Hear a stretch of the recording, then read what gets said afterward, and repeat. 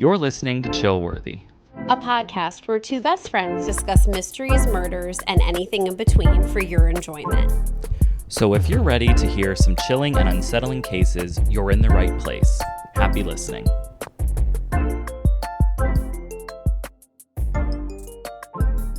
Hello, everyone. Welcome to another episode, I believe episode 4 of Chillworthy with Brent and Talia. Hi, everybody.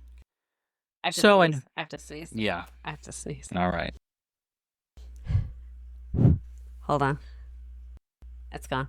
Great. I know you're doing very well today. So that's wonderful. It's a beautiful day out. For all the things I wanted to say. What a coincidence. Sadly, I feel like we have lost a little member of the fish family. Little Bud. Quiet Bud from Alice in Wonderland. Yeah. We don't know for sure, though. Well, we don't know for sure, but it's looking more and more sure. No body, no crime. I don't think it was a crime. I just think We don't know that. But anyway, he was a little baby platy, the only platy I had in my tank from his parents' generation, who all sadly has expired. And he was just so tiny. He was so like a little grain of rice. He was this little trooper. He was growing up. He was getting bold. Maybe he got too bold. Maybe. I don't know, but he isn't there anymore. So now fascinating, and I don't think I said this on the podcast, but the most recent fish that I got, which are those 24-karat gold white mountain minnows. I think you talked about them. On here, though? I thought you did. Okay. Maybe well, not. I got 6 more. Oh, wow. I literally cleaned Petco out because they told me they weren't getting any more because they're on the endangered list. Yes, you did talk about that. So now in continuing with the alphabetical superstitions that we've been doing, for D today, we have D is for dog. One of my faves. So it says, there's an ancient Latin proverb that says, "Love me, love my dog." I've heard that. You have. So dogs, back in Greece, they thought, like in the times of ancient Greeks, they thought that they were psychic. They were supposed to howl at approaching evil, which means Marmalade is howling at evil 3 times a day. She is keeping you very safe. So they just, the Greeks just thought that, like, they had the power to see bad things coming, basically. There's a legend that suggests that howling dogs were a sign that the god of the wind had summoned death, and that the spirits of the deceased would be carried away because of the howling. So there's that. Okay. It says, even today, many believe that a howling dog means someone will die, or that the dog has seen death and is howling at it. Lots of death around these dogs. Yeah. I thought this would be more of a upbeat, jovial superstition. Right. I never heard about that with the howling, that was connected. My childhood dog, I remember, only howled when, like, the fire trucks in town would, like, do their thing. Fair enough. But otherwise, she didn't howl. And our dogs don't howl now. Why do some dogs howl? I don't know. And some don't. So that's the dog. Yeah. But because that was so short, I'm also going to do drowning, which is also super, super short. Sounds super, super nice.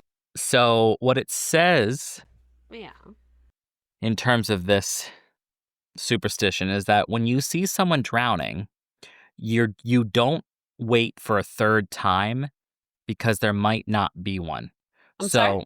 What it's saying is most people who are drowning, they rise because there's air remaining in their lungs and other parts of the body, and that creates them to be buoyant.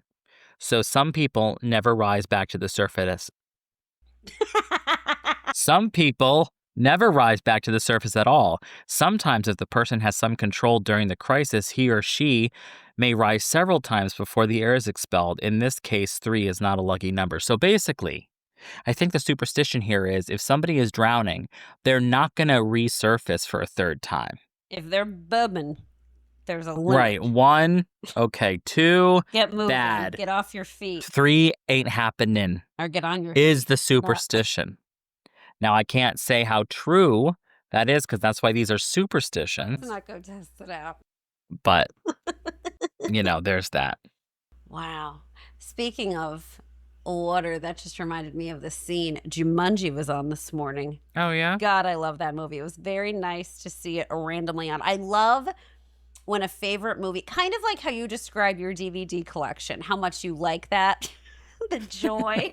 Yeah. Similarly, if you put the TV on and a movie is on that is one of your favorites, yes, you may own it, yes, whatever, but finding it spontaneously in the wild like that, not looking for it, makes me especially happy. Yeah, I can see that. Yeah. 'Cause I'm sorry? what did he say? Do you know Sarah Whittle? That movie. And I should try to see if I can watch that soon somewhere. If it's if it's I don't know if I have that one or not.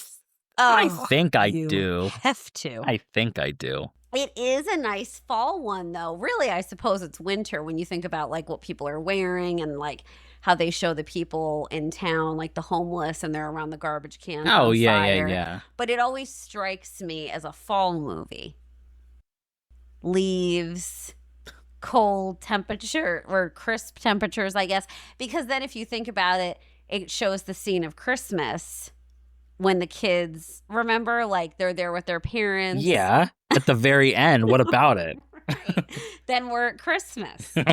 If you think that makes that a Christmas movie because of the 30 seconds at the end, you're nuts. I am not suggesting. I'm saying it confirms it was fall. I think that it was a fall movie. I guess. Because then it bleeds into 5 minutes of Christmas time. Do you have any book readings to talk about? Nothing at all. I don't have anything that I finished, but you would not be a fan of this book, but there are so many things in it that you would like. Well, I started Forget Me Not. That's that one by Stacey Willingham that I said I had just finished another book of hers and it was a dud. I was really disappointed. She wrote Flicker in the Dark. So this is her newest book. It's excellent, but I can't get into it in a speedy, I'm just very slow going. But this other one called The Cottage Around the Corner by D.L. Soria. So it was recommended to me, and the person said, this has themes of You've Got Mail, which is one of my favorite movies.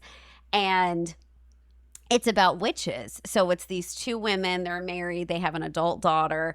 All three of them are witches. And they have this cottage, which is their little shop. And then they talk about tarot readings. There's a tarot reading in the beginning of the book. Sounds lovely. And it was reminding me of when you did that as an episode. And then they talk about crystals, not as much as I would like, but they talk about them.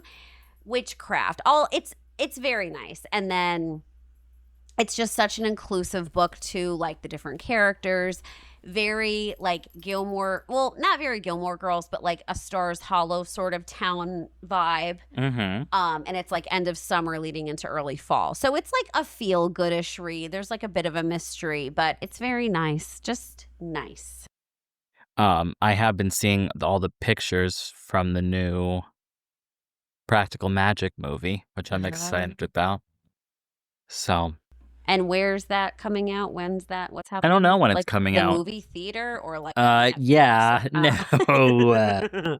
With Sandra Bullock and Nicole Kidman going right to Netflix? No. So I don't know anything about this. So they're in it again. Yeah. But you've seen the original. Yeah, but I don't remember a bunch. I was just going to say, I really should watch that again, but clearly because I don't remember how it ends. Was it open to a sequel? Did it end? Yeah, I mean, yeah. You did read that book? No. Yeah, me neither. Yeah. Huh. I wanted to watch Casper the other day, but I felt like too soon. Too soon. I saw it's coming back to theaters. That's what we're doing now. We're just literally bringing back old movies Recycling. because we I can't come know. up with anything good anymore. It's so sad. I know. So freaking sad. I vividly remember that as a child. I wanted to see that movie so bad, and my grandmother looked through. That was when movie listings were in the newspaper. Of course. And she was looking, and no one was going to have it nearby. And then she found this old theater. I want to say, Well, why wasn't anybody having it nearby?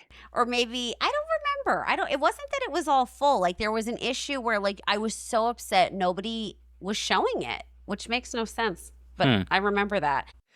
Interesting. Okay. Very nice. So I think we needed to go to this odd town nearby that was playing it. And I remember the theater was super old. I felt like we were in a basement. It was spooky, but it fit. And I was mesmerized. That movie was exactly, if not better than I imagined it to be. I was obsessed with that movie. Oh my God. I wanted to live in that house. I wanted Casper to be my friend. I'm pretty sure I had an imaginary Casper for a brief period. Mm-hmm. Oh my God. I had a little ghost stuffed animal that I looked up the other day on eBay and I found it. It was from Hallmark, if you recall. Does Hallmark still exist? No, right? Yeah. Oh, okay. I mean, that house was pretty freaking impressive. Oh my God. It was so even though it was as spooky as it was, I felt like it was so cozy. I love that. Yeah, it was cozy. It had a cozy, but scary, but cozy manageable vibe. Scary, I think. Yeah. I mean, when he put her in the closet, in the beginning. Hell yeah. And that hallway, that was a spooky hallway to me. Yeah. They were underneath the carpet and it was rolling, and then he hid in the bathroom and he looked like the crypt keeper and yeah, all that stuff. And then Mel Gibson. Yeah. Yes.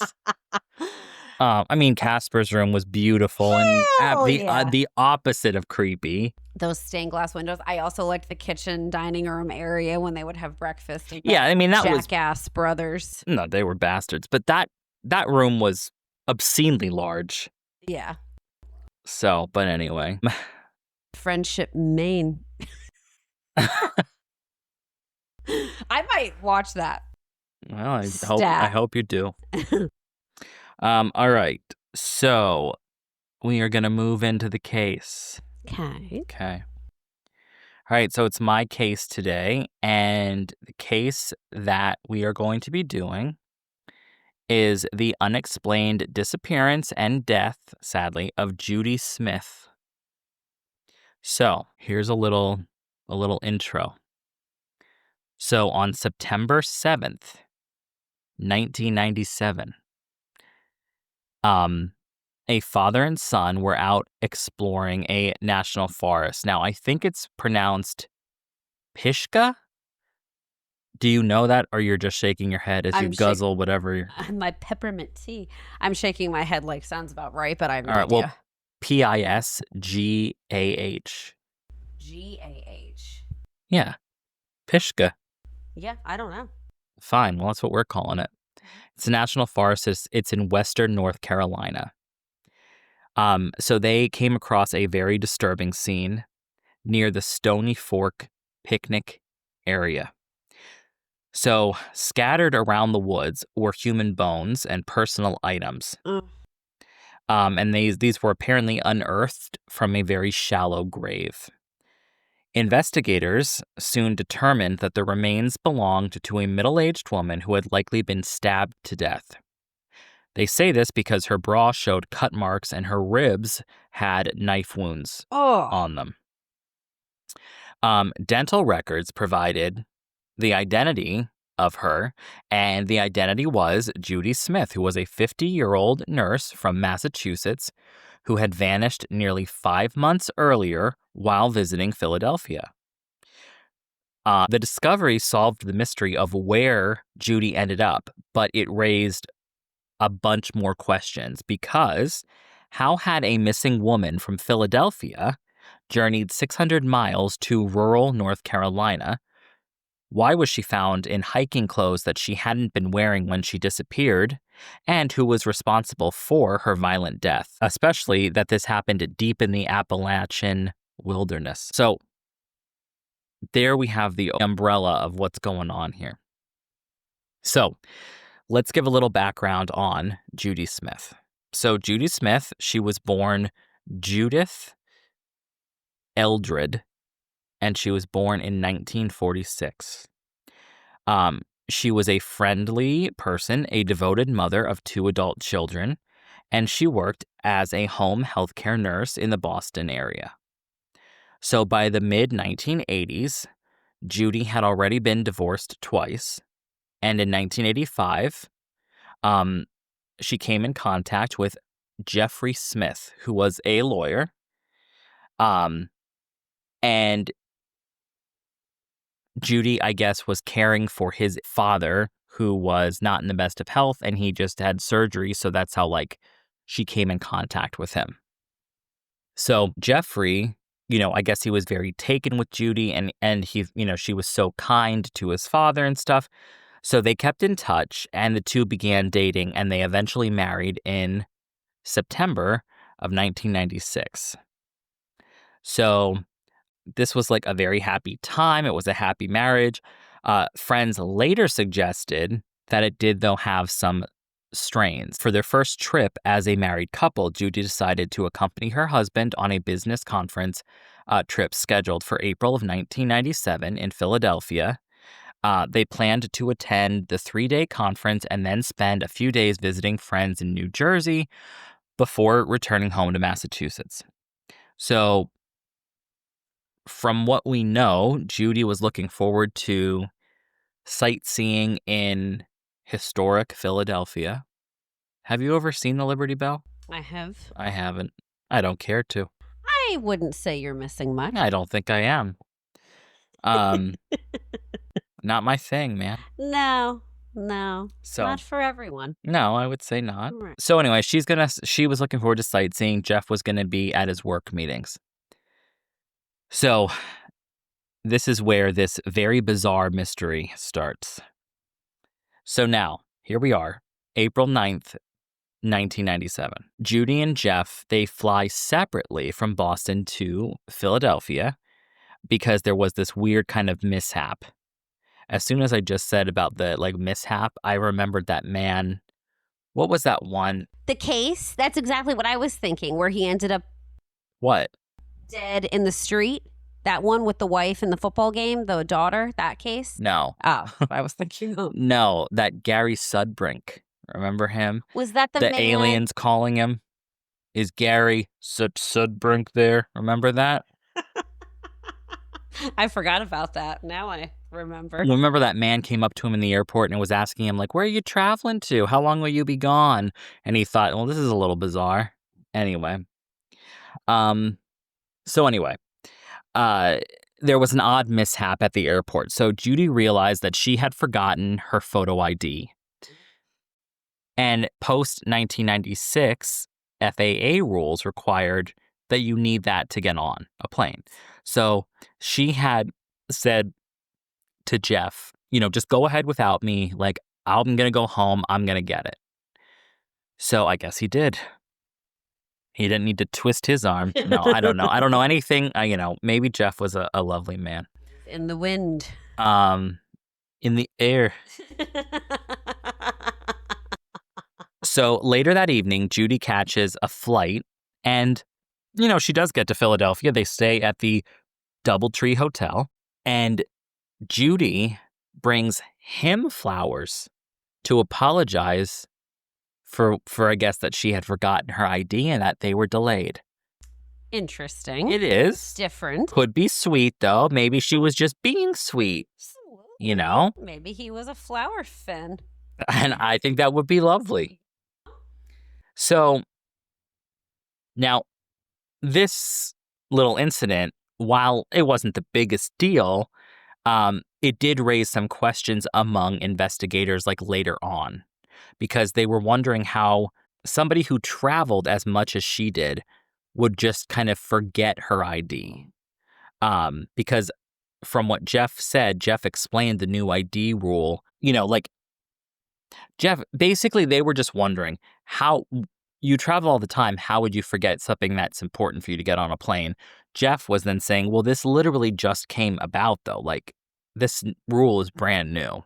So he's giving her grace. Well, and I'm thinking, like, I get where they're coming from, that something that you're used to always having, but I feel like that's like when you forget your wallet or your phone. Like, it's not normal, but it happens. Like, it is generally like, you at least remember to automatically grab them when you leave, but like people still forget. I mean, mistakes happen. They do. Yeah. So, but anyway, so now it's the next morning. It's April 10th. So Judy and Jeff, they had breakfast together at the hotel. Jeff then goes off to his conference sessions, and Judy sets out around 9 a.m. for a day of sightseeing in Center City, Philadelphia. So this was Judy's first visit to Philly, and she carried with her a red backpack. And I guess she used this instead of a purse, like unnormal. Like when she would travel, she would use her backpack instead of a purse. Okay. So she had mentioned plans to visit like some of the popular, tourist spots, Independence Hall, the Liberty Bell. And so the couple agreed that they would meet back at the hotel around 5 or 5:30. And then they would go to dinner around 6 because it was, dinner/cocktail party because it was connected to Jeff's like conference schedule. So that evening, Jeff returns to their room and he's back by 5:30, but Judy was not there. So he's thinking like, I don't know, did we get our signals crossed or was there a miscommunication? So he goes downstairs to the banquet room to look and see like maybe she thought we were going to meet at the cocktail party, but Judy was not at the party either. So now he's starting to get worried. And Jeff shuffles between the hotel room and the lobby like multiple times, hoping that, she's just going to turn up. She's just out getting him another bouquet. Maybe. Right. Now it's 6:30, so he's been doing this for like an hour, and now he's like getting very panicky. So he notifies the hotel concierge, and he begins calling around to like different areas, like the different Philly hospitals. Because now he's scared, like, what if his wife got in an accident or something during the day of being like out and about in the city. But no trace of Judy shows up. So Jeff takes matters into his own hands. He hired a taxi and he retraces the route that Judy had planned to use, because I guess she was going to follow a very specific route, and it was the route of the Purple Plash tourist bus. I've never heard of it. Purple, and then it's spelled PH. Oh, Flash. Flash. The Purple Flash tourist bus, PHLASH. I never heard of that either. Yeah, but but I'm saying it's not pronounced Palash.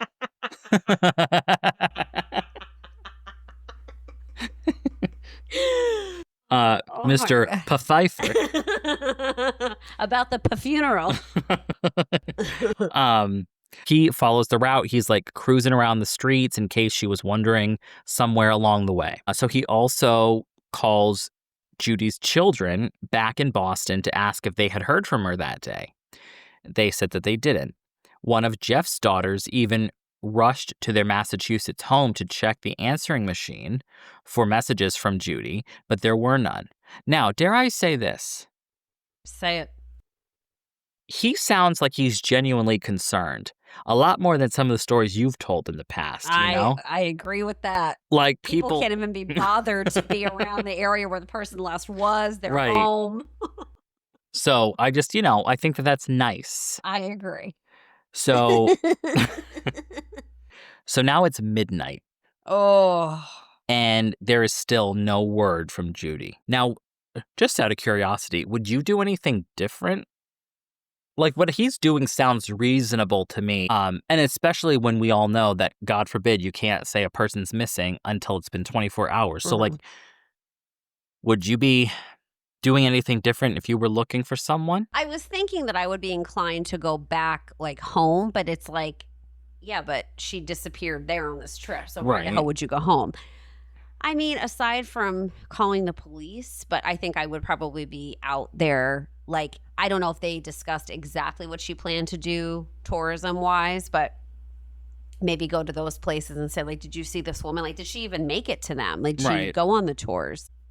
Other than that, I feel like you'd be walking aimlessly, but I feel like I wouldn't be able to just stay there. Maybe I would, and I would say, like, I would wanna be here just in case she came, but I feel like I would wanna be out there, like, doing something in my head that was Yeah. at least helpful or useful, Mm-hmm. like, in the searching. Well, like I said, now it's midnight. So now Jeff goes to the Philadelphia police and he files a report. Of course, initially, authorities tell him, you gotta wait. It's not been 24 hours She yet. So Jeff is very frustrated hearing this. So I guess there was, at this conference that he was attending, he had some pretty influential, I don't know if they were friends, but they were at least work colleagues. One of them being the then Philadelphia mayor, Oh. Ed Rendell. Huh. So he kind of like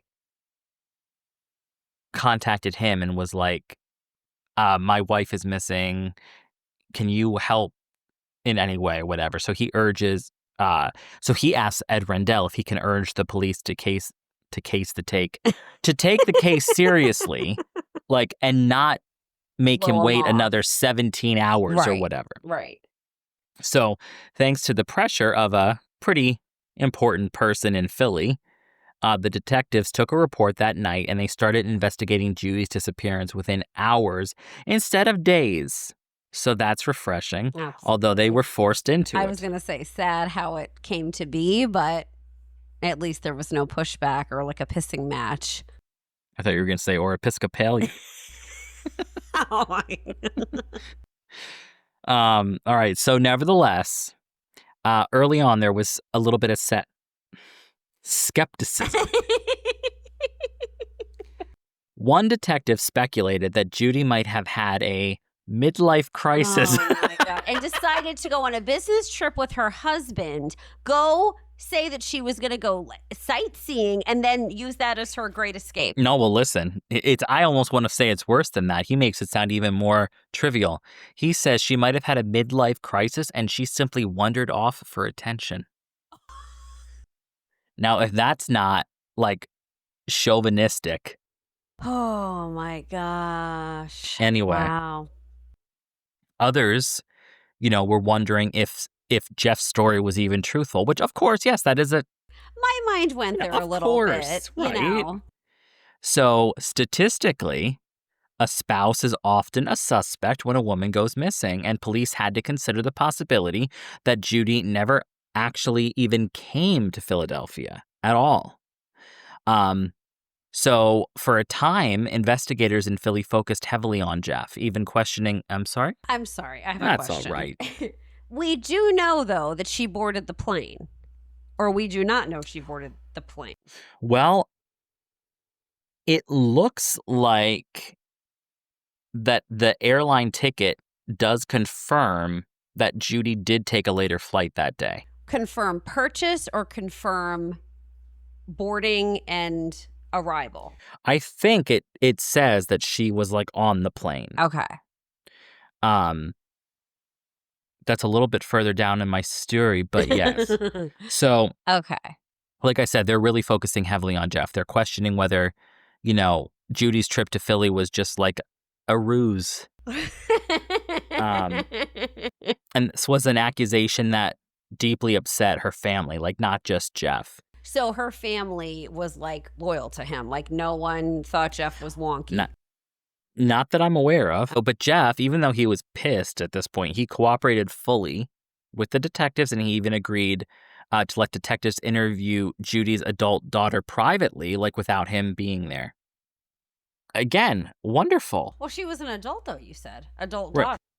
Yeah, but I'm saying, like, he didn't even try to object to them talking to her by himself. Like, I'm Yeah. thinking if he had something to hide, like, oh, we really didn't have a good marriage, he probably wouldn't want them to talk to her alone. But, Right. like, anyway.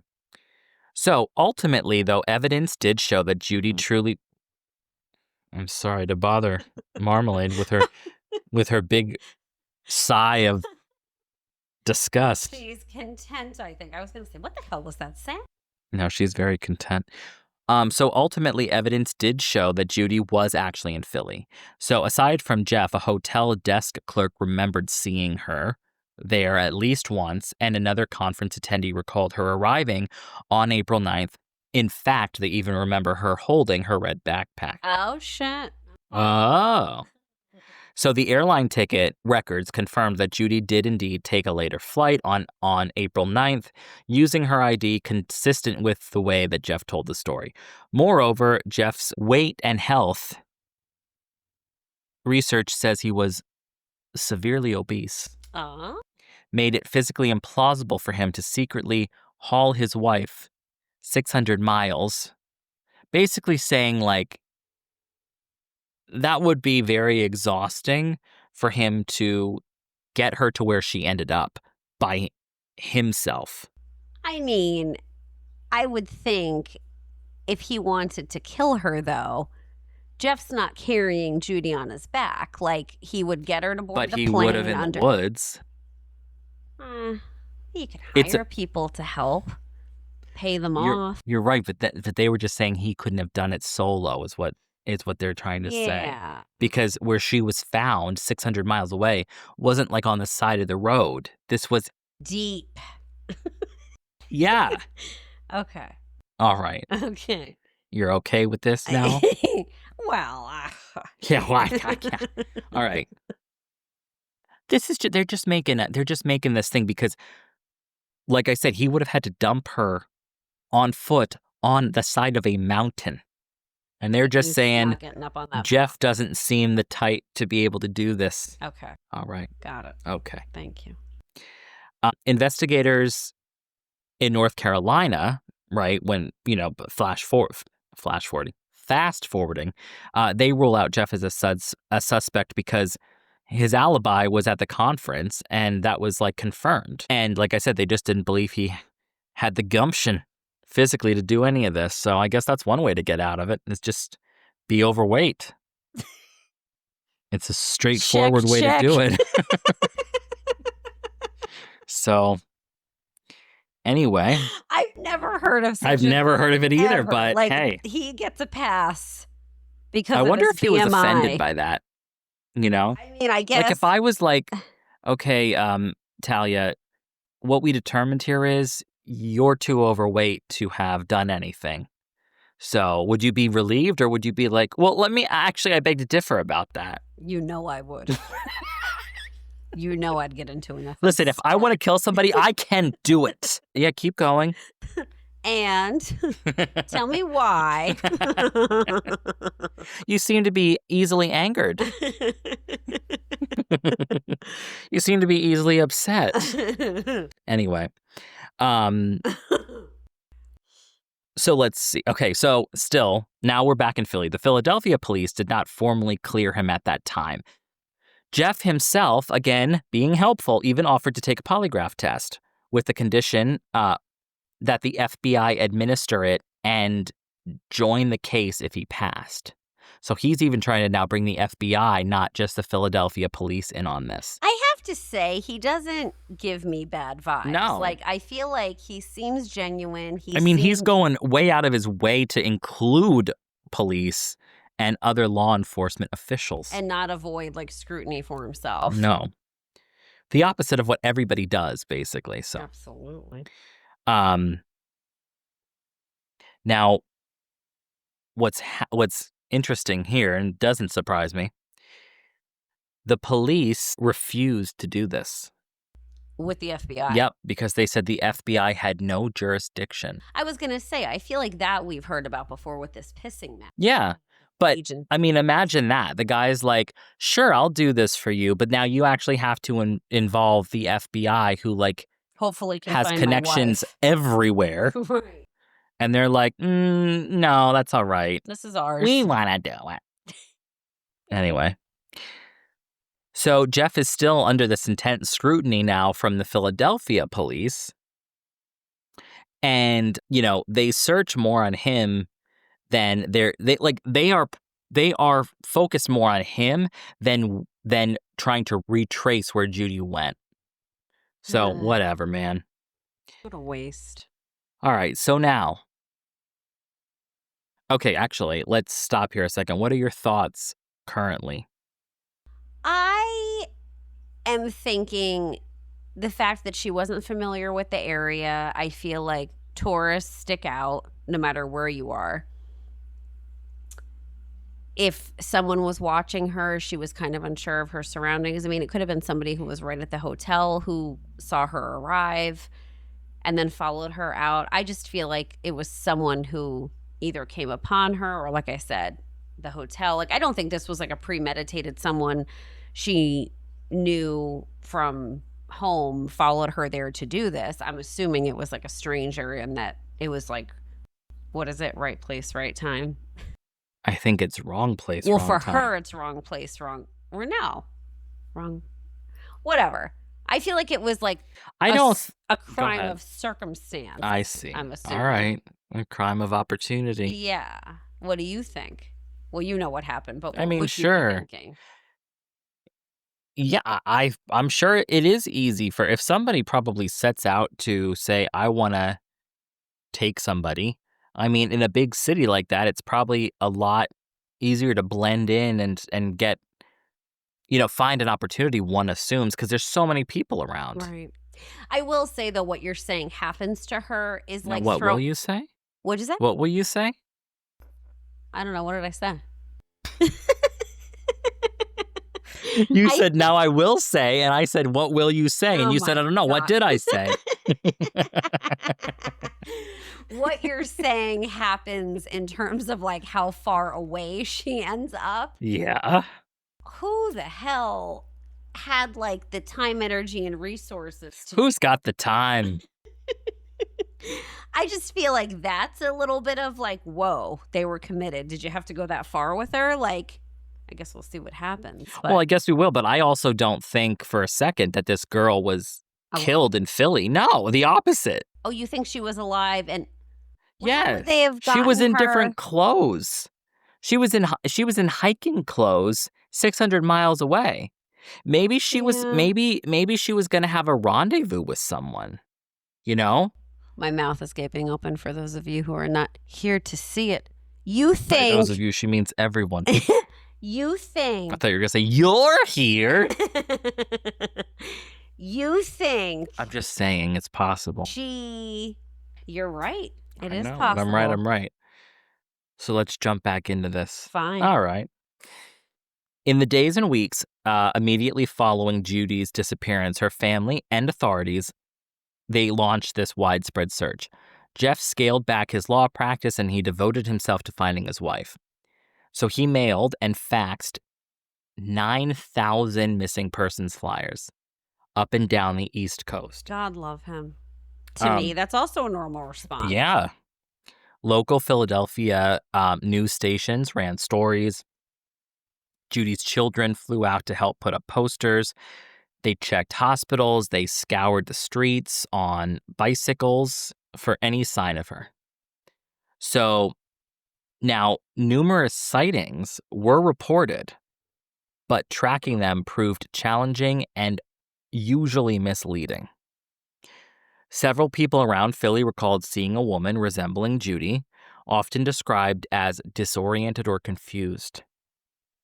Some of these accounts are likely cases of mistaken identity, but because I guess it turned out that a homeless woman in the Penn's Landing area bore an uncanny resemblance to Judy. So I guess that's who they were seeing. We can only take that with a grain of salt. So actually, Judy's own son, his name's Craig, he actually encountered this homeless woman during the search. Oh, wow. And very sadly thought he actually found his mom for a second. Even her son thought it was her. Like, that's how uncanny for a second. this resemblance was, though. Yes. Plus your desperation of like finding your loved one, like, oh my God, here she is. Knee. Right. Awful. So again, like we said, we don't even know if anybody ever saw her after her disappearance in Philly, but so a few leads stood out though as more credible. So there was a taxi driver and a hotel employee who reported that on April 10th, Judy did okay, wait a second. I think I misunderstood something earlier. She did go on the sightseeing bus. That's confirmed. Yes. Well, by these people. It said Judy did board the Flash sightseeing bus as planned and was dropped off near the hotel in the afternoon. So I thought she was just following the route on her own, but it looks like she actually did get on the bus. Okay. So my mistake. And like you just said, made it back to the hotel, like did end up back there. In the afternoon, yes. So another tip came from a Greyhound bus terminal in the city. A witness thought that they saw Judy there on April 10th, though it's unclear if she was catching a bus or just stopping in, because her family had speculated that she just might have simply had to use like the bathroom during the bus tour. Yeah. So now, a little more interestingly, sightings began to surface outside of Philadelphia. So in the days after she disappeared, so at a mall in Deptford, New Jersey, which is just across the river, a store clerk remembered an encounter with a woman who could have been Judy. This woman was shopping for women's clothing and mentioned buying a dress for her daughter, joking that her daughter never liked the clothes she picked. And this was a strange detail that Judy's daughter, Amy, later confirmed sounded exactly like what her mom would say.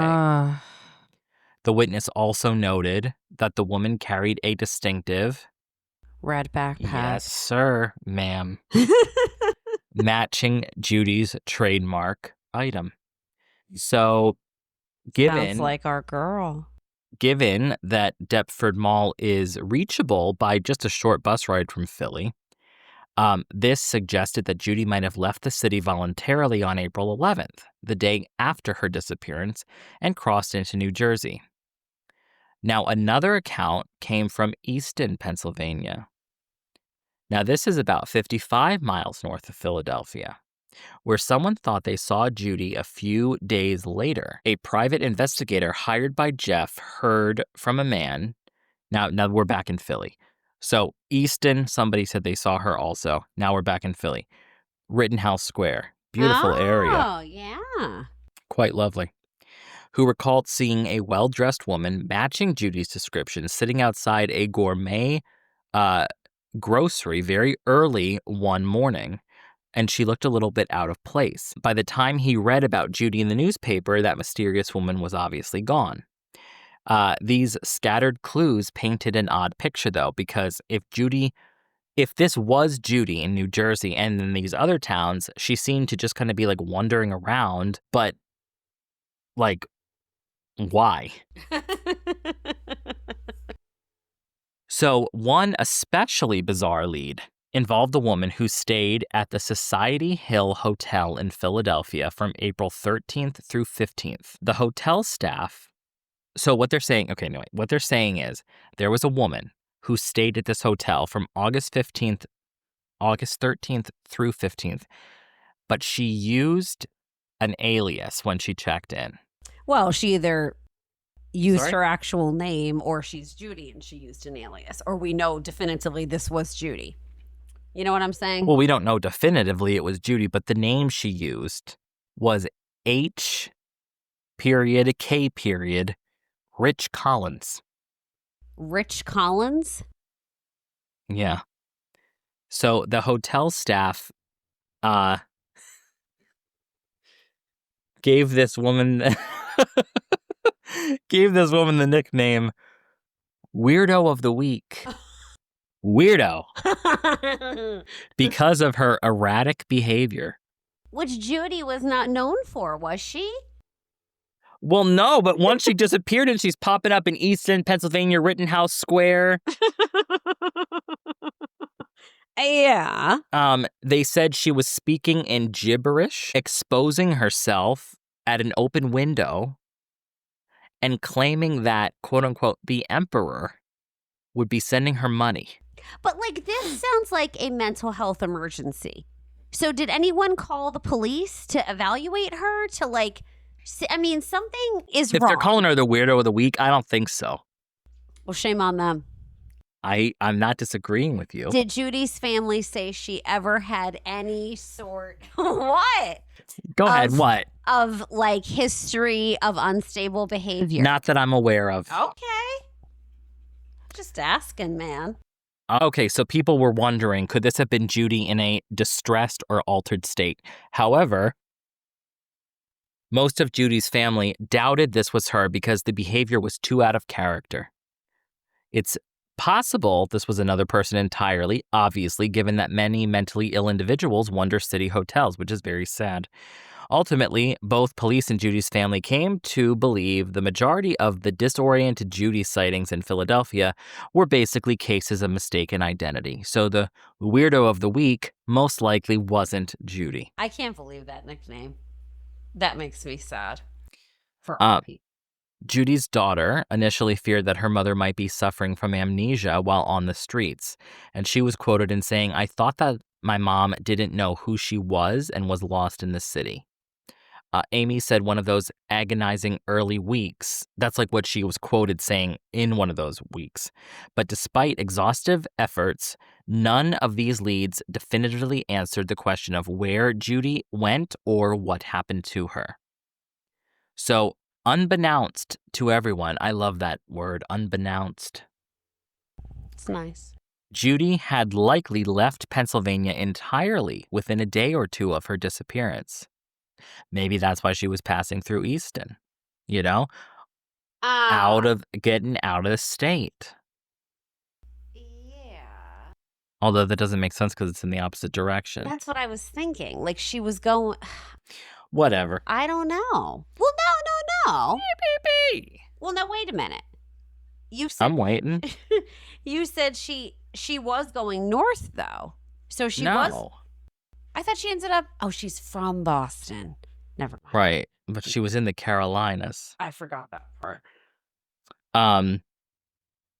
So there was a breakthrough in the case, but it would not come until 5 months later from a completely unexpected location far to the south. So now, here we are, North Carolina. Random. On a late summer afternoon, it's September 7th, 1997. A man and his son, as I said to you in the beginning of this, forgot about that. were roaming a remote hillside in Pisgah National Forest near Asheville, North Carolina. It was off-season for hunting, but the pair were out in the woods when they noticed something very unusual on the forest floor. Scattered over a 100-yard area were human bones, clearly remains of a body that animals had disrupted. At the center of all these bones was a shallow grave covered by a thin layer of soil and leaves, with part of a skeleton still inside of it. Wrapped around these bones were a blue blanket, as if the person had been hastily buried in it. The father and son alerted authorities, and an investigation began at the scene, because obviously they had no clue who this was. Forensic examination determined that the remains were of a white female, probably in her late 40s to mid-50s. An immediate match for Judy's general description. I was just going to say, remind me how old Judy was when this all happened? In her 50s, yeah. Okay. The skeleton showed signs of severe arthritis in the left knee. Interesting. And had extensive dental work that was done. These distinctive clues were publicized, and before long, they reached a doctor in Franklin, North Carolina, which was about 65 miles away from where the body was found. He remembered seeing a missing person flyer for a Boston woman with an arthritic knee and lots of dental work. He faxed a newspaper clipping about the discovered bones to the Philadelphia police, noting that this was a interesting resemblance to the Judy case that that they had posted about. So they acted on the tip, and the detective contacted Jeff back in Boston to obtain Judy's dental records. When those records were compared to the recovered jaw and teeth, the identification was conclusive that the remains were actually Judy Smith, which that is wild. Wow. 5 months of agonized uncertainty for Judy's family had now ended, but it did end tragically, obviously. Judy was no longer missing, but she was murdered. The medical examiner's report shed some light on the death. So, as I told you in the beginning, puncture marks and cuts were found on Judy's bra and on several bones, including that she had been stabbed in the chest because her ribs were the ones that were all cut up. Yeah. So, her death was officially ruled a homicide by stabbing, likely occurring shortly after she disappeared in April of 1997. The scene provided some interesting evidence. So, clothing still clung to parts of the skeleton. Notably, Judy's leg bones were wearing jeans, thermal long underwear, and hiking boots. These were, outdoorsy clothes, which were totally different from the casual city attire that Judy had on when she was last seen in Philadelphia. Not only that, seasonally, if you think about it, when this all happened, like when she was there touring the city to colder nights out in the woods, like it wasn't just hiking clothes, like she was layered for the cold. You know what I'm Yeah. saying? I do know what you're saying. April can be chilly, though. I thought this all went down in September, though, or August. No? No, When they were in April 1997 was when she was walking around the city. It was? Why did I think August, September? Well, September's when they discovered her Oh, I in the got woods. it mixed up. That's all right. I'm sorry. Sorry. Anything else you want to fight with me about? Nee. I'm not fighting. All right. So in fact, her family did not recognize these clothes at all, and they suggested, or it was suggesting that Judy or somebody else acquired a new wardrobe for her during her missing days. But I'm thinking, couldn't she have picked that up at the mall? Absolutely, when That- she's getting the dress. Right. That the man said, like, I buy this stuff for my daughter. She doesn't like it, whatever. Right. So, anyway, maybe that was purchased at the mall. So near the body, investigators found some personal items. They found a blue and black backpack containing winter clothing and about $80 in cash. They did not find a red backpack, just so you're aware. So they found this blue and black backpack containing $80 in cash and a shirt buried nearby with another $87 in the pocket. Random. So in total, it was $167 that was around this area.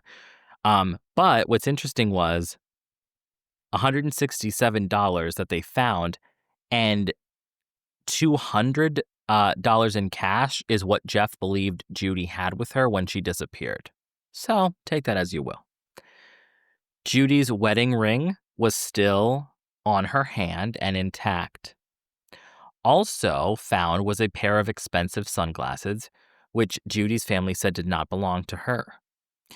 Now, again, like I said, what was very fascinating was that the red backpack was nowhere to be found, nor was the outfit that she had on when she disappeared, or any of her personal items that she had taken on her trip to Philadelphia. So it appeared that whoever had buried Judy took some of her belongings, or perhaps Judy herself had left them somewhere else during the 600-mile trek from one place to another. So the condition of the grave told investigators that Judy had likely been killed on that remote mountainside and buried there.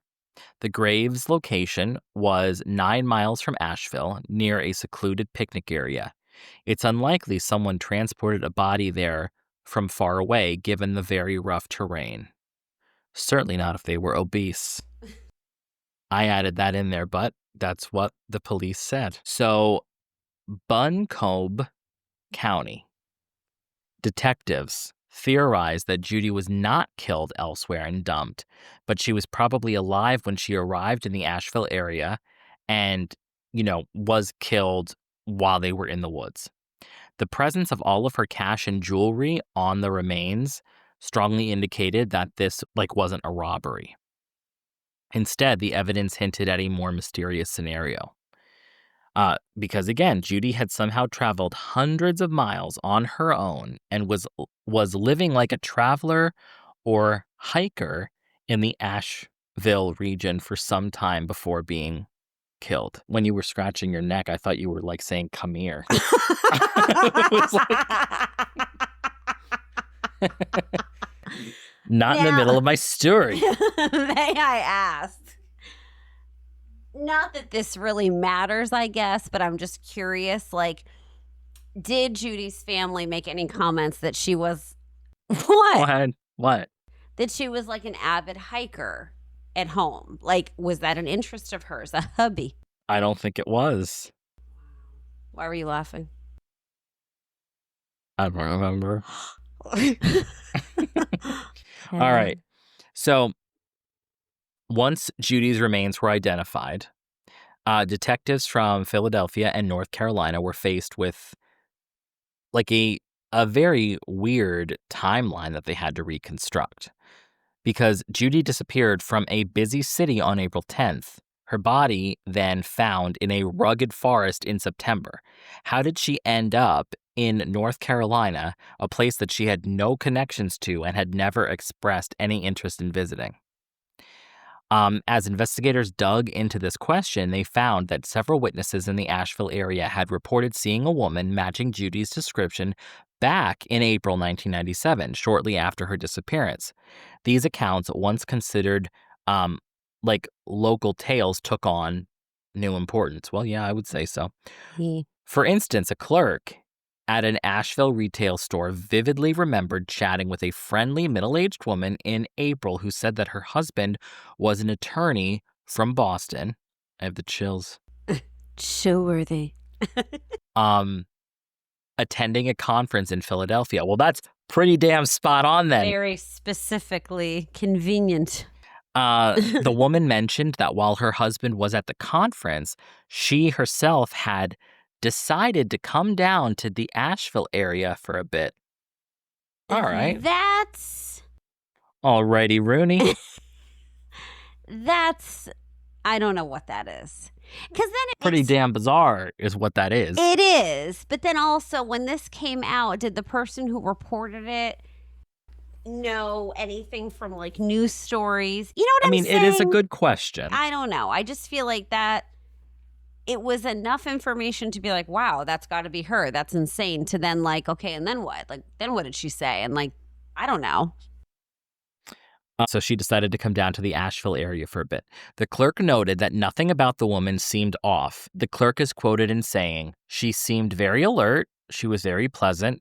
I didn't see anything that would indicate that she wasn't right in any way."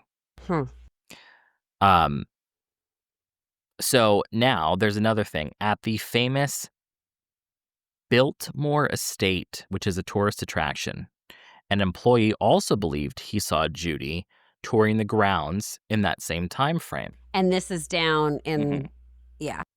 Even more intriguing were reports from the rural area near where Judy's body was found. The owner of a campground in that vicinity told police that around mid-April 1997, a woman driving a gray sedan filled with boxes and bags pulled into the campground. She inquired whether she could spend the night sleeping in her car on the property. When the campground owner said that she wasn't allowed, the woman drove off again.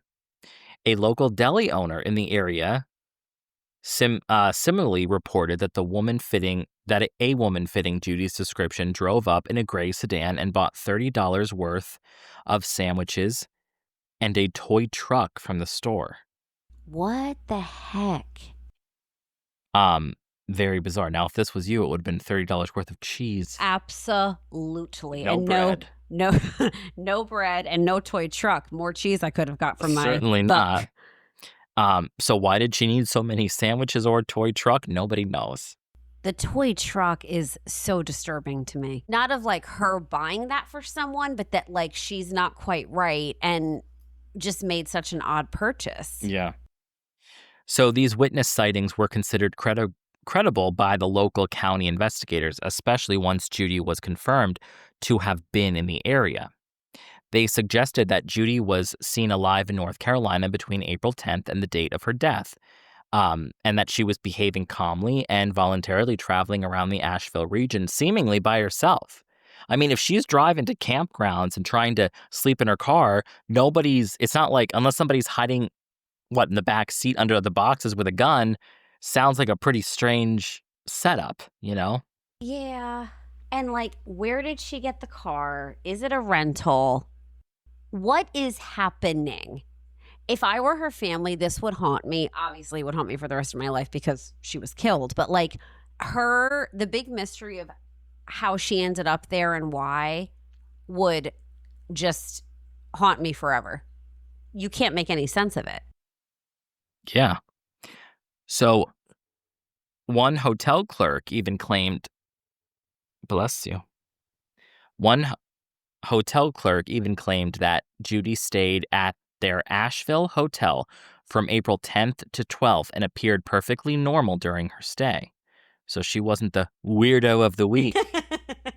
Not there. Not there. If true, this overlaps with the very time that she was being frantically sought out in Philadelphia. However, that particular lead, which surfaced on a blog years later, remains unverified. So what they do know, though, is that none of Judy's credit cards, bank accounts, or phone cards were ever used after she disappeared, and no plane or train tickets were purchased in her name. So basically, Judy's journey left virtually no paper trail at all. It's as if she dropped off the grid after April 10th. She likely traveled by cash and perhaps by alternate means, like a bus ticket bought like under the name of an alias or something. Maybe she hitchhiked. I don't know. The gray sedan witnesses saw could have been a car that she somehow acquired or borrowed, or it might have belonged to the person who ultimately killed her. The lack of financial or electronic traces deepened this mystery of how Judy managed to cover these 600 miles on her own. And like if she was doing it intentionally so nobody knew where she was going, but then with what the husband thought he remembered her having cash wise, and she didn't use her card to get more cash, barely used any cash of what he thought she had. That's so weird to me. Well, I keep thinking about like this potential, how I said like rendezvous or whatever. And I'm like, oh, yeah. What if this potential person that, let's just say she had a love interest, had a kid? And so she went to get a bunch of like sandwiches, like deli meat, blah, blah, blah, and a toy for the kid because they were going to go hiking or something. You think she had like a secret child, you mean? I'm not saying it was her kid. I'm saying Oh. what if this person she might have, and again, this is all whatever, theoretical, but like person she was interested in might have had a kid. And so Right. she was in this other state buying food for, maybe they were going away for a few days, going hiking for a few days. Hey, maybe the little guy or girl wants a toy truck. You know what I mean? I have no idea. Yeah, you're right. So, so all these clues point to a scenario that is as heartbreaking as it is confusing. Judy Smith, for reasons unknown, apparently made her way down to the Appalachian Mountains of North Carolina in the spring of 1997 and was living or traveling there for at least a short period. She was not being held captive because she interacted normally with locals and she was by herself. She did not run out of money because she still had cash when she was found. Something happened during that journey that led her to being stabbed and hastily buried in a lonely forest. Investigators were now grappling with why Judy went to Asheville and who she might have crossed paths with there. Which is so, like, I'm an idiot for not. Now, don't you dare say that. It's like, in any of these stories, it has never once dawned on me that someone could be in the middle of having an affair, wanting to leave their spouse or partner or whoever, and kind of, not that she can, well, she kind of did. Like, if that's what happened here, what a convenient sort of like, I mean, bizarre to use his business trip and getting there to sort of Oh, be your very way out. strange. And abandon not just your spouse, but your family. That's what I keep thinking. Exactly. And like, yes, they were older, but still, they think she is dead now, but like they thought something horrible happened. Meanwhile, it did eventually. But like, what the heck? And nowhere, like I said, in any of these missing person stories that has ever crossed my mind. Not to say that that's always what's going Well, on. I'm here to broaden your horizons. Right. So, from the outset of this, right, the case of Judy Smith presented law enforcement with two very distinct mysteries. First, her unexpected journey to North Carolina, and second, the fact that someone killed her. So, over the years, several theories have been explored to connect these dots, but none have been conclusively proven. One line of speculation is that Judy traveled south voluntarily, perhaps to take a break from her life. Now, crazily enough, this is actually one of those times where they always try to make it into this, and this actually could be one of those times. Start That's not again. lost on me. Right. But anyway, she travels south voluntarily, perhaps to take a break from her life or to resolve some personal issues. Despite Judy's family reporting no marital problems, one close friend, Caroline Dickey, told, I guess this was done on Unsolved Mysteries once, Oh, wow. told the Unsolved Mysteries people that at the time this happened, Jeff and Judy's marriage was very tenuous. So, And no one else said anything. no.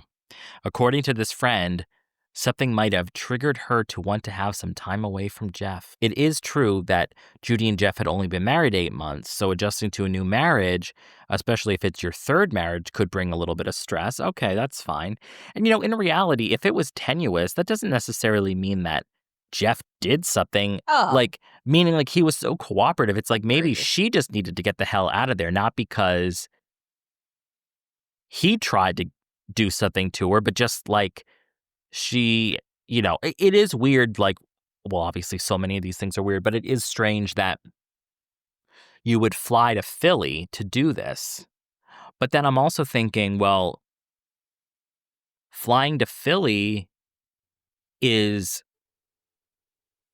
like, let's pretend for whatever reason, however she ended up in North Carolina, she wanted to go there.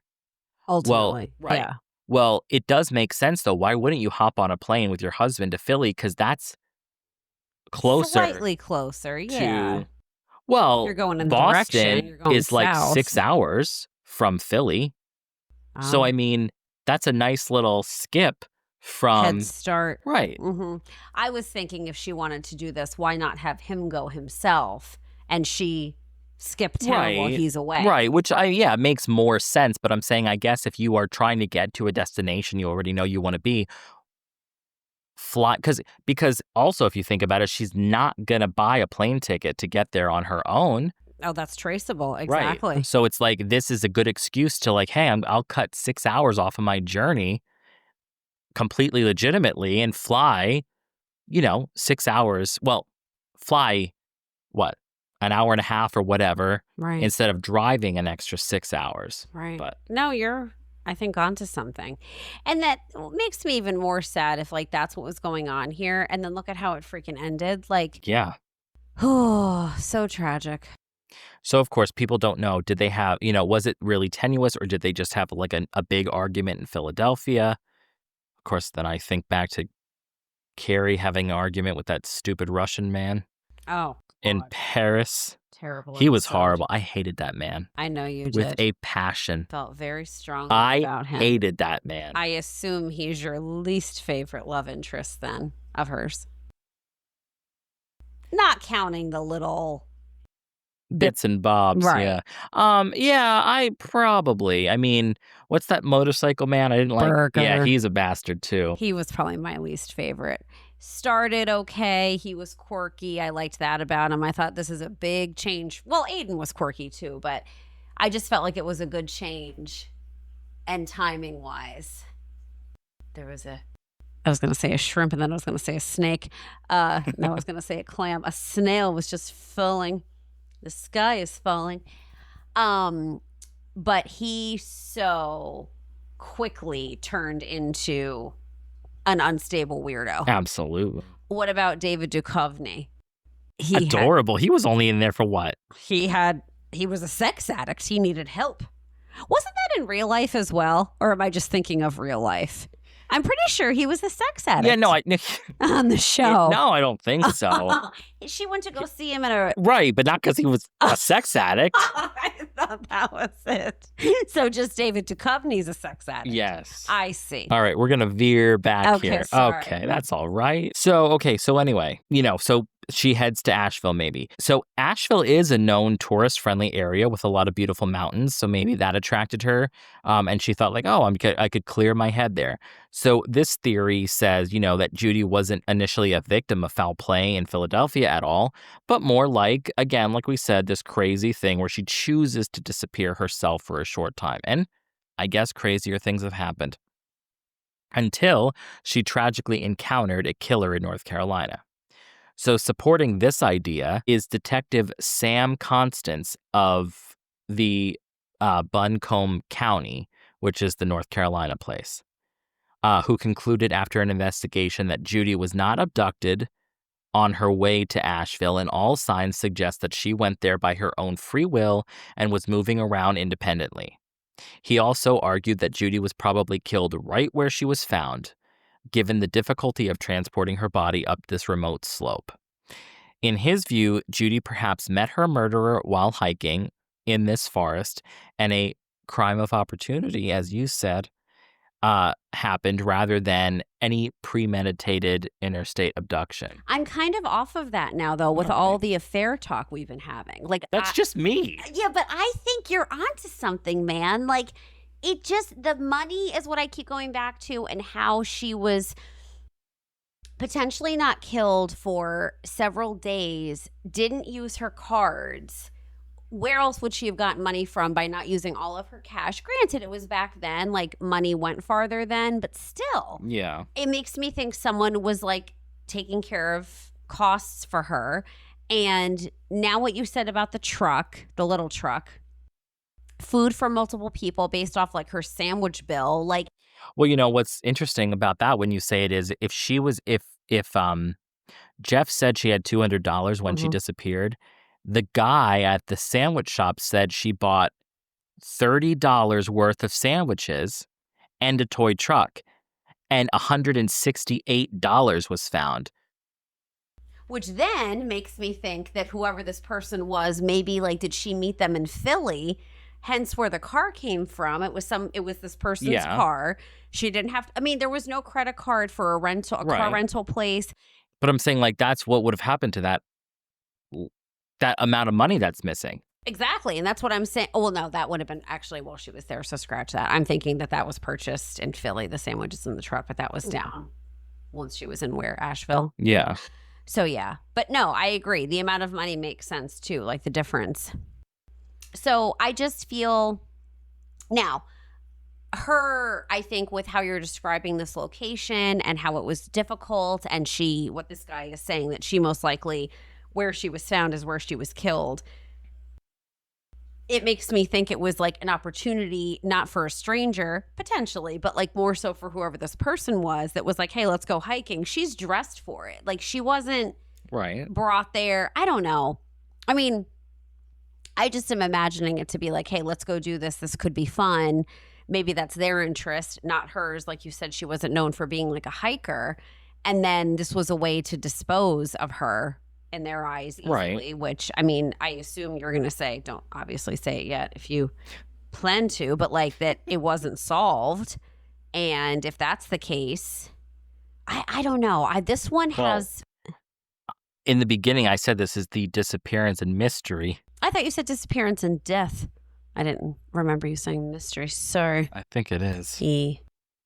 But okay, so And a time, sorry, that's all right. where when you think of it too with like potential car travel, whose car is this? Like, driving down there, it wasn't a time where surveillance was really a thing, I know you love to say that. The 90s? I know all about it. Wasn't like great at that time. So she kind When you're right, you're right. So she kind of was able to like fly under the radar. Slither about. Yes. Creep about. Yes. Mhm. Wow. Go ahead. Can I go into the next? That's okay. Yeah. You're okay with it? I am. All right. We don't have very much to go, and we just have a few more theories. Another set of theories considered that Judy might have experienced a medical crisis or a mental breakdown that led her to just kind of get the hell out of Philly. Her husband had initially wondered if Judy could have gotten confused about their meeting time or location, which is why he wasn't immediately panicked when she didn't show up.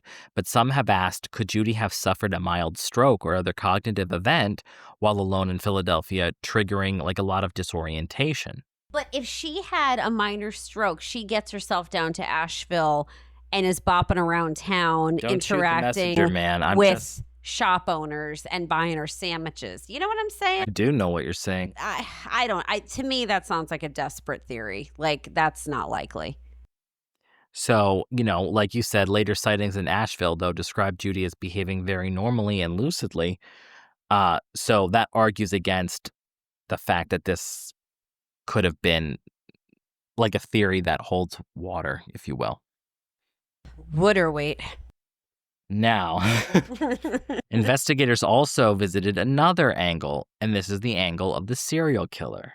Oh my gosh. Goodness gracious. One notorious name had come up, Gary Michael Hilton, later nicknamed the National Forest Serial Killer. Woo! Got the chill. Chill-worthy. He was known for murdering several female hikers. No. In forests. I hate these stories. In Georgia, North Carolina, and Florida in the mid-2000s. One of Hilton's known victims was left in a forest in North Carolina, not far from where Judy's remains were found. So could Hilton have been active a decade earlier and killed Judy Smith?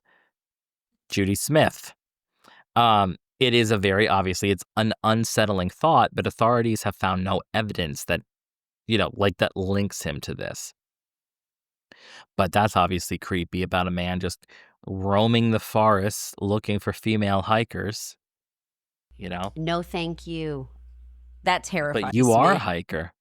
I like to identify as one, yes. A light hiker. Yeah. And I feel like... Yeah. You bet you sure. Don't you know? Certainly no like through hiking Certainly ever, not. Anything crazy You're like not that. camping out there. God, we were just talking about that last night. No. You have or have never been camping? Let me take that question back. You have I'm going to just leave. Or have never been. I'm talking tent camping in the wilderness. Thank you. That's Sure. what I meant. I'm sure all the people listening are all saying thank you. No. The closest I got was like at a campground, like in a tent, but like a campground, right? Where like things weren't going on. It was just a place to go camping. So like it was kind of a little more like rural-y, but that's as far as it's gone. And I can't imagine a circumstance where I would be like, yeah, let me put a tent on my back. And not what I thought you were going to say. And climb up a mountain. All of this so far, what you're saying sounds great to me. Continue. And you then still have me. Set up a little campsite as the sun's going down. Fine. Still fine. Yeah, and then it's nighttime in the middle of the forest. I'm not even saying by myself, right? But what creeps me out about that thought more than anything else is so not so much the animals, right? That doesn't Wow. Bears are not on your radar. I mean, whatever. They're on mine. Um, it's not so much the animals, but it's more like what creeps me out about a tent is that it's so visible to everyone else, but you can't see anyone else. Yepper. So it's like you go inside your tent, you light it up with a lantern. You've now just created a beacon for any weirdo. A lovely silhouette. Right, who's just Looking for trouble. Right, walking around in the middle of a place that they shouldn't be walking around in at night. And now you just, lit yourself up like a little car reflector to say, come one, come all. I don't like that bullshit. No, if I had like the ability to maybe magically wave my hand and have like a little tree house that I could pull a letter up, that might be different. Yeah. So. I am absolutely right there with you with the human scare factor. Yes. And bears. Bears to me are like land sharks, but not that I think they can feel my energy like a shark would. Yeah. I do not think a bear is there for it. I don't think they give a shit about my energy. A bear is there. I think a bear cares about my snacks and my head, and that's it. Like, that's it. And there's so much to remember about. When a bear is there, does he care? There's too much to remember about bears with like, okay, here's a bear. Okay, what kind of bear is it? Okay, depending on the kind of bear it is, you have to do two different things with how you react to it. Like you're either talking to a black bear, like you try to child. scare it. A grizzly bear, you play dead. Simple. What did you say? A black bear, you try to intimidate it because they're more timid and they scamper off unless they have babies, and then that's scary. But if it's a grizzly or a brown bear, that's when you play dead. To be like, nothing to see here. Well, also, I thought those were the ones then, whoever you play dead for, I thought those are the ones where you talk to like they're a child and you do back away. Do you also know, it says, now granted, I am not a runner. The best runner out there, like I'm talking Olympic freaking relay race runners. I don't know what speed they run at either, but like, I read something where it's like, under no circumstance can you ever outrun a bear. Of course not. But that's insane to me. Like, they are so big and wonky and big to think that they can run that fast. Isn't that insane to you? Wild. It is. Speaking of that, I forgot to tell you, and I can't believe I've forgotten this many times now, this many weeks. You came across a bear. I would have freaking called you immediately. There are bears in my sister's backyard. You've said. That's crazy. Go ahead. We've been watching. Sorry. We've been watching Alone again. Damn. I know. I knew you wouldn't be happy about that, but I'm really not. Those bears. I have a tickle. You have no decorum. I didn't mean to cough. It just I'm popped saying out. You were doing so good, but you're flinging that mic around like it's a freaking, like you're trying to lasso some kind of cattle out in a field. Bears mean business. And same with sharks. But like I have said, I think. Give me a bear any day of the week. Are you serious? Absolutely. Wow. Okay. All right. We're really, really close to ending. I'm not worried about it.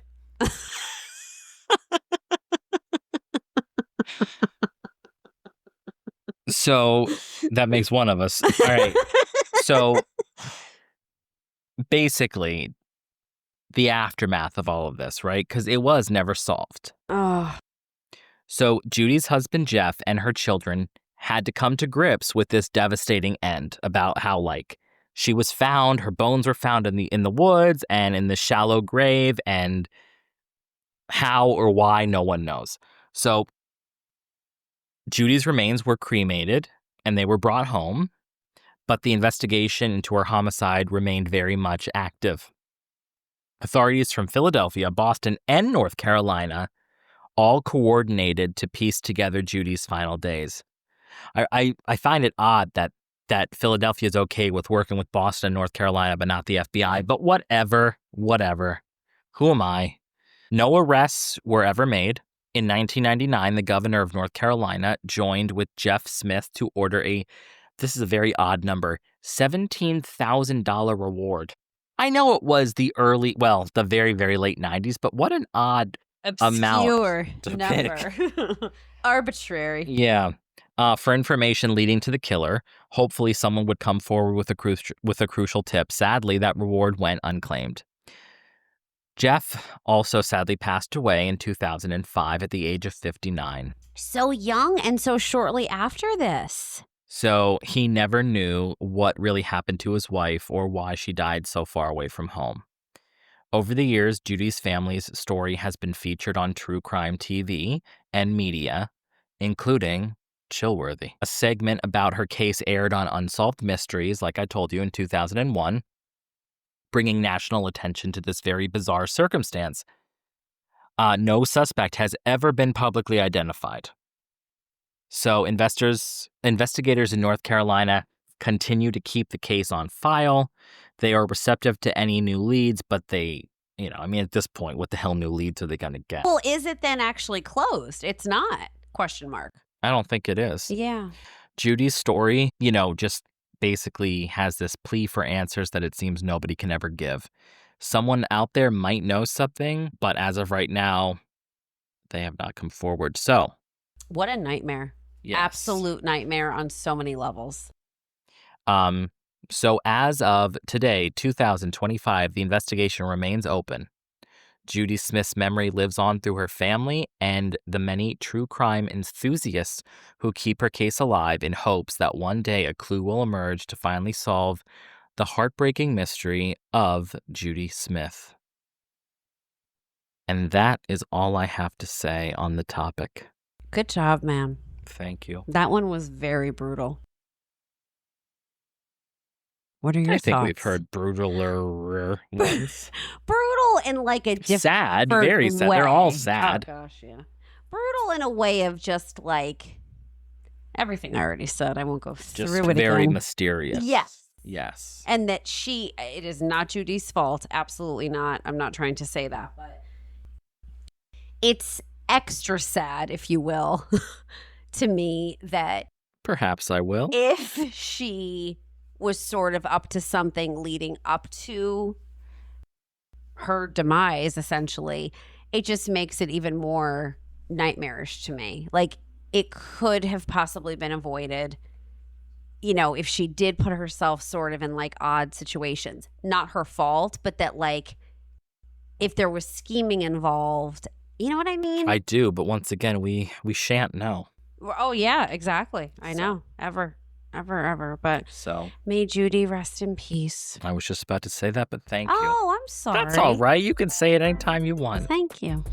All right, everyone. Well, thank you so much for tuning in to episode 4 of Chillworthy with Brent and Talia.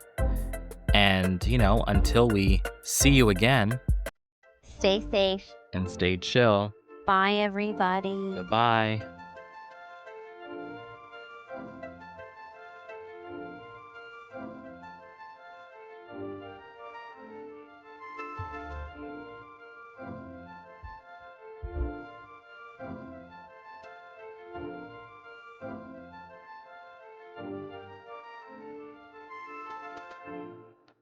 You've just listened to Chillworthy. Thank you for joining us on this latest episode. While we strive to keep our discussions engaging and lighthearted, we also wanted to take a moment to acknowledge the real lives and events that are at the heart of these stories.